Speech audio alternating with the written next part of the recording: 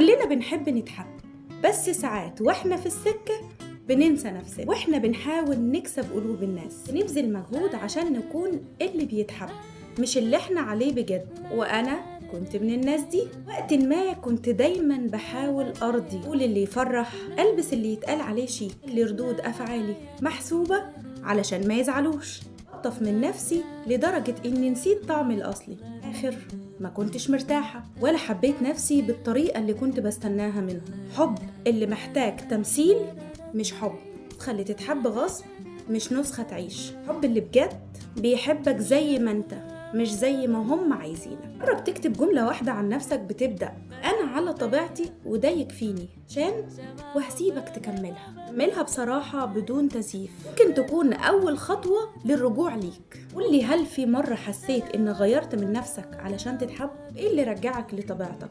مستنياك في الكومنتات. اللي يستحق قلبك هو اللي يشوفك زي ما انت ويحبك كده.